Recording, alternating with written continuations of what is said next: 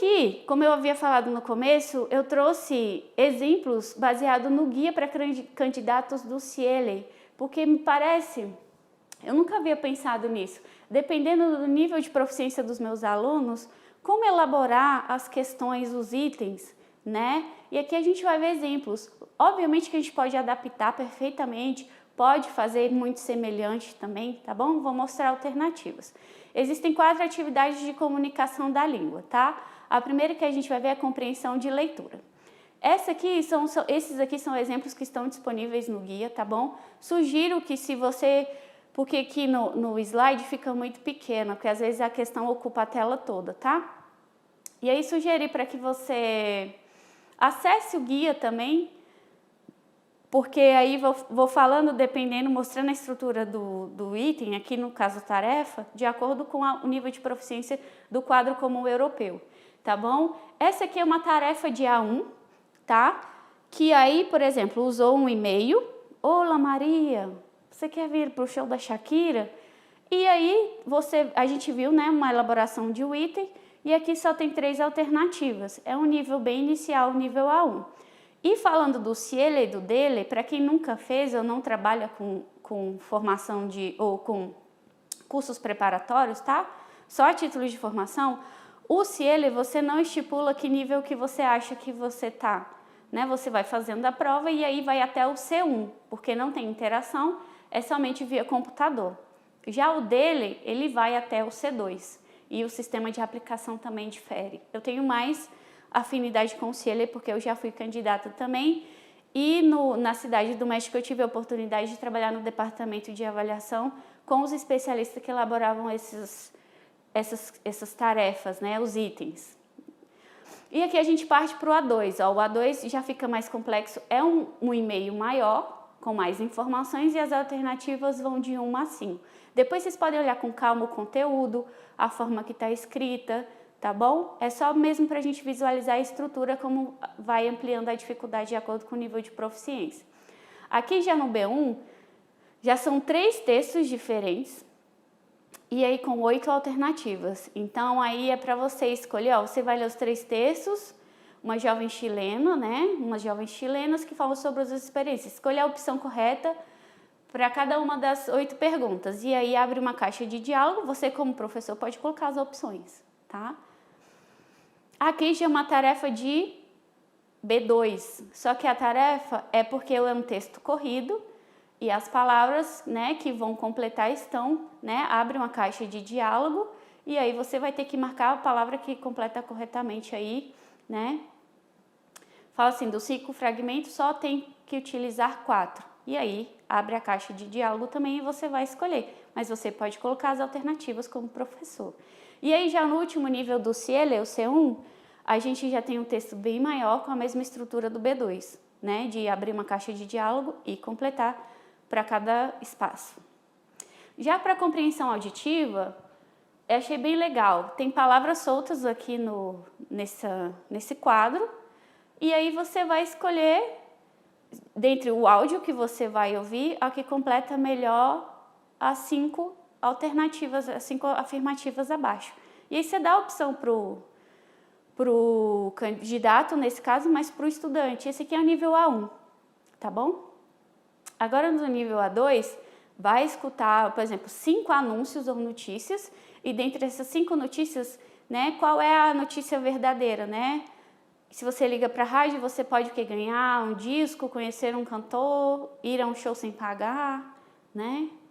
Então, aí o que cada texto fala, mas aí já dificulta porque já são 5 textos diferentes. No B1, já são 8 textos, diálogos diferentes ou textos diferentes, né, falados. E aí você vai escolher a frase que representa a pessoa que falou primeiro, a segunda e terceira e assim sucessivamente, e tem essa caixa, né, para poder auxiliar com os termos aí. Já no B2, olha a dificuldade. Aí você vai escutar uma entrevista, então é uma entrevista mais longa, né? Então se supõe que sejam no mínimo 2 pessoas. E aí você vai escolher a opção de cada uma, só que são 8, né? E aí o áudio, o texto é corrido e é rápido, você tem que assimilar as informações de forma mais rápida. E aqui são 2 de C1, por isso que tem o asteriscozinho. Essa primeira, É uma versão também de 6 fragmentos de uma conferência, e aí, né, são 6 fragmentos, e aí você vai marcar do 1, fala sobre o quê, do 2 sobre o quê. Então, é aquele conhecimento geral que a gente fala, né? Você tem que entender, então, o contexto todo do diálogo, por isso que é C1, mais complexo. E aqui também a mesma coisa, de uma conferência, né, de Vitória Campos sobre as emoções morais. E aí, nela se mencionam 6 das 12 ideias, ou seja, tem 12 ideias, mas eu preciso saber as 6 que ela citou, né, no áudio que eu vou ouvir. Então, olha, tem muitas formas de... Eu juro para vocês, eu não conhecia não esse guia.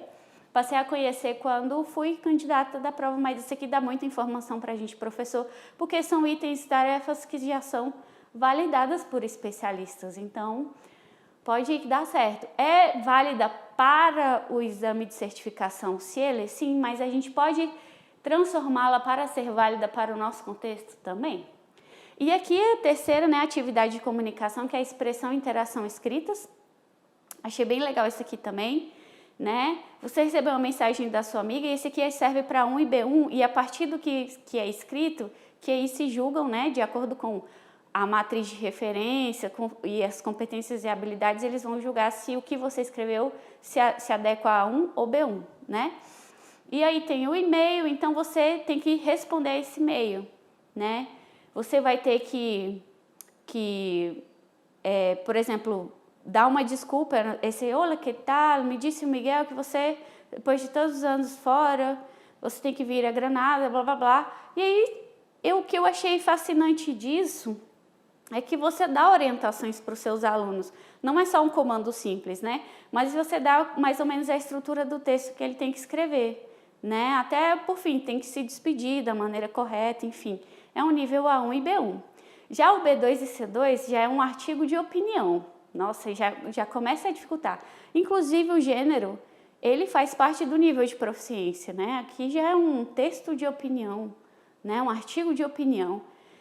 Então, assim, você vê que vai ficando mais difícil, obviamente, para a estrutura e para o nível de proficiência, né?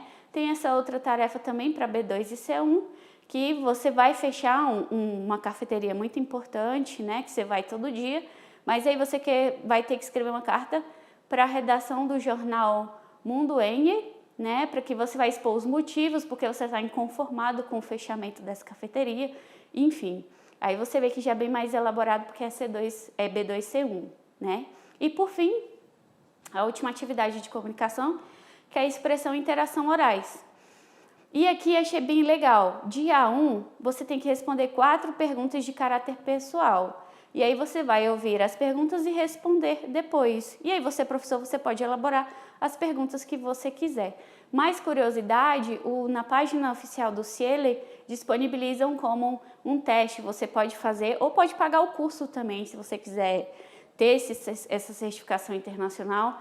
E outra curiosidade, porque o CIELE, ele só vale por 5 anos. O dele, ele não tem prazo de validade, tá bom? Ele vale pro resto da vida.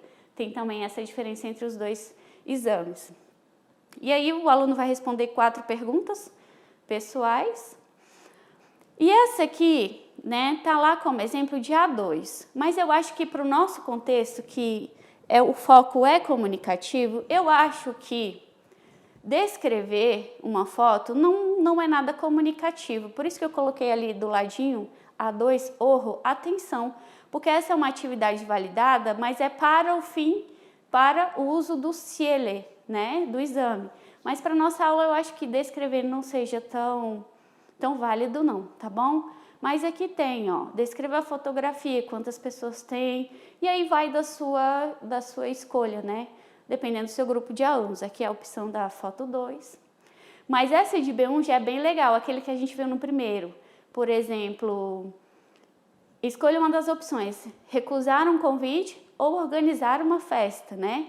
Então, eu achei isso aqui bem legal. Por exemplo, organizar uma festa, você vai, por exemplo, dizer onde é a festa, que dia, que hora, né? Então, eu achei essas 2 tarefas bem comunicativas. Tem esse exemplo também de B1. Olha, essa B1, essa também é B1. Você vai cancelar uma consulta com um dentista, né? Mas você não pode ir, então você vai ter que se desculpar, né? Falar os motivos e razões por que você não pode ir. Vai comprar um carro, você tem que perguntar, né? Modelo, cor, preço. Então, isso pode-se dizer que exige muitas habilidades, competências dos nossos alunos. E você pode inventar, dependendo do contexto dos seus alunos, né? Por exemplo, um aluno de ensino médio, né? A galera mais nova, mais jovem, você pode perguntar: eu não vou à escola, eu tenho que justificar minha falta para a professora, por exemplo, né? Na língua-alvo. E aí o B2, né, já vem com algo mais complexo, que é escolha um dos temas para falar sobre nas tarefas X, né, 4 e 5. Mas é o tema reciclagem e alimentos transgênicos. Olha só como exige mais conhecimento de mundo, né, de se atualizar em relação à reciclagem, à questão dos alimentos transgênicos. E aí vem um texto base, aí fala assim, você tem o texto base e depois você tem que responder as 3 perguntas, que elas são também, né, faladas, você vai escutar e depois vai responder. Os alimentos transgênicos. O legal que eu achei aqui, que pode servir de direcionamento para a gente, é que sempre vem com informações e muito claros critérios, o que eu quero que o meu aluno escreva, né? Diferentemente do que eu já fiz, por exemplo, descreva a sua rotina, descreve tua rotina.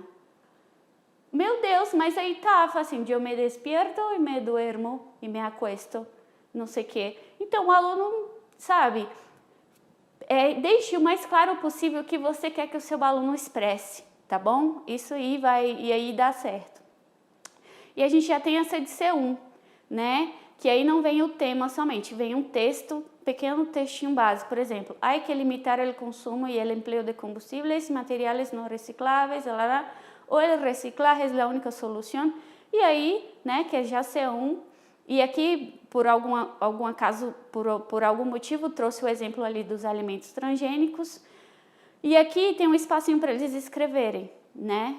Mas aqui não é avaliado, porque é mais da questão da oralidade, né?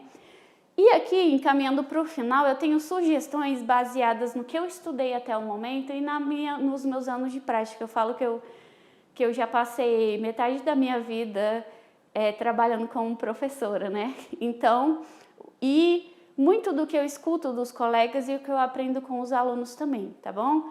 Então, aqui são sugestões de estratégias de aplicação de instrumentos de avaliação.